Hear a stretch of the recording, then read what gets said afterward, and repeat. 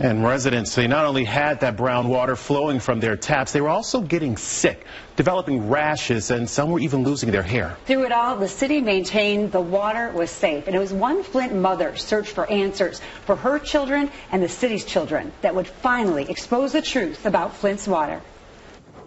But you can still see the sediment. It's aged and dented. The label is long gone. Most of the water has evaporated. But 10 years after a Flint mother held up this bottle of water taken from her tap, it still holds the truth she fought to make everyone see. What do you think of when you look at that? It brings back some very bad memories, some infuriating memories. Being in a meeting and holding this up and being called a liar. January 21st, 2015, 9 months after the emergency manager switched Flint's water source from Detroit's water system to the Flint River.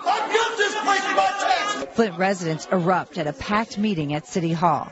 They were breaking out. She then broke out all over her body from this water. And fearing what was in their drinking water. But experts from the city and state were there to convince those drinking, cooking, and bathing with Flint water that it was safe. LeeAnne Walters held up this bottle of brown water that came from her tap.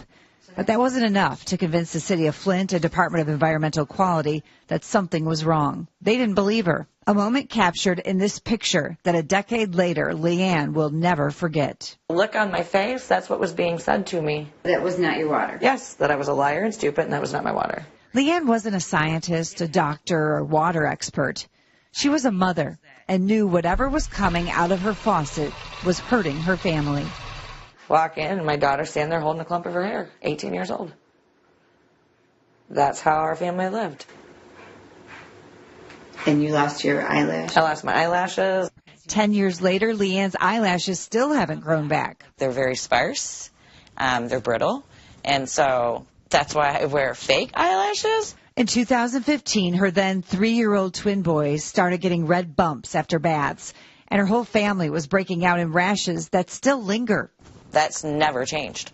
Neither would LeeAnne search for answers. She began researching as only a mother would to protect her children and the city's children. We realized we weren't alone.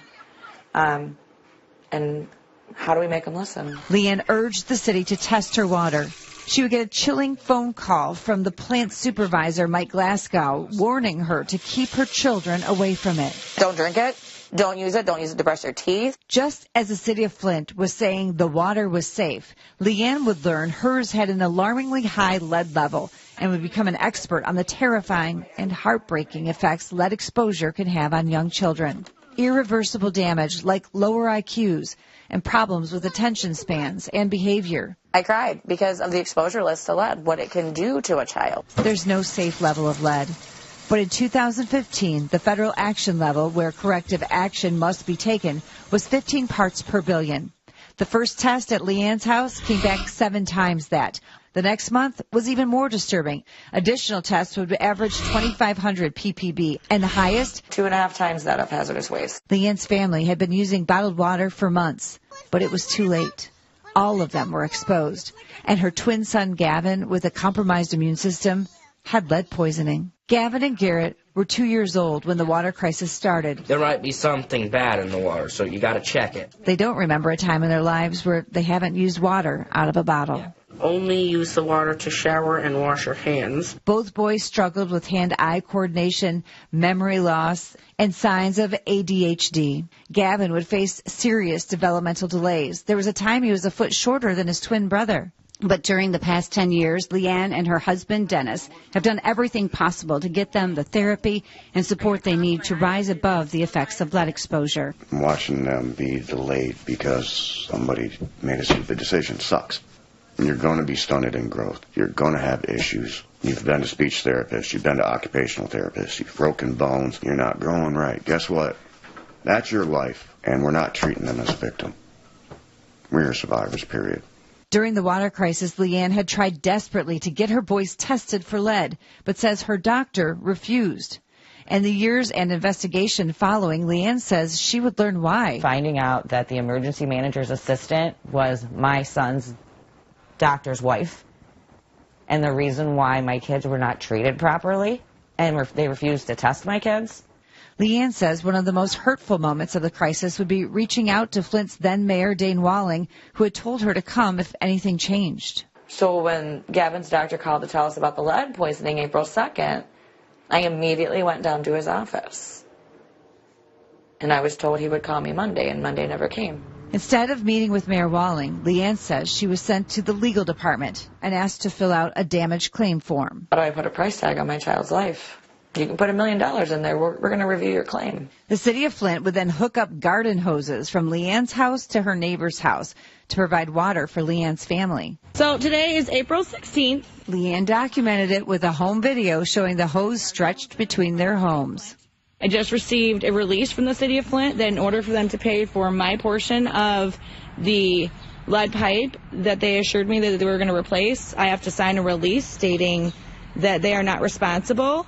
It went on for 5 weeks. When we refused to sign the whole harmless agreement, that was one of the threats that was made, is that because, there was high levels of lead coming into my house, that they could remove my children from the house. The city and state would blame LeeAnne's plumbing, and through it all kept assuring the community Flint's water was safe. She would take her fight to the Environmental Protection Agency. Miguel Del Toro would help her uncover a bombshell. I had gotten all the reports from the water department. I was teaching myself about water and was trying to figure out the chemical makeups and how much has to go in where. I wasn't finding anything for corrosion controls. So she called Miguel to help her understand the chemicals. And he was like, no, you have to be missing something, read me everything that's there. He's like, nope, go to the next one. And he's like, how many months do you have? I'm like, a year's worth. He was like, oh my God, they're not using corrosion controls. Without that federally mandated treatment, Flint's river water was so corrosive, the aging pipes were leaching unsafe levels of lead into the city's water supply. When Miguel questioned it, emails released by the state show at the time MDEQ engineer Steve Bush assured the EPA Flint was using proper corrosion control. We would later learn they were not. Miguel would visit LeeAnne's home and determine all of her interior plumbing was plastic and could not be the source of the high lead levels. He would test the service line the city removed and find a portion was galvanized iron pipe, and a lead service line was linking her house to the water main. That fateful day of just calling to ask a simple question turned into something none of us expected. That's what led to figuring out what the problem was. That was April, 1 year after the switch, and the state still did nothing. For the cost of, I was told, a $75,000 machine and like $100 a day, this all could have been avoided. The city continued to maintain the water was safe, but LeeAnne put her 2 boys in a wagon and began walking door to door, warning people about lead poisoning. People had a right to know. The twins remember riding in that wagon and now realize just how brave their mother was. Very, very cool. Inspiring, actually, because she's helping people. And some of her neighbors tell her those warnings made a life-saving difference. They had miscarriages during that time, and it was me going over and talking to them that they chose not to drink the water. And they will tell you their children are here because they listened. 10 years later, LeeAnne and her family are still working to protect others. Profit over people is what this has always been. Sharing their story in classrooms like this one at U of M Ann Arbor. There's another Flint right around the corner, so... They are still fighting for justice in a civil lawsuit against those she says are responsible for poisoning her children. And like so many across the city of Flint, they are still waiting for someone to be held accountable. My kids, my life, our lives are forever altered, but people lost their family members, their loved ones, and all these people just get to walk away from it. That is the hardest pill for me to swallow.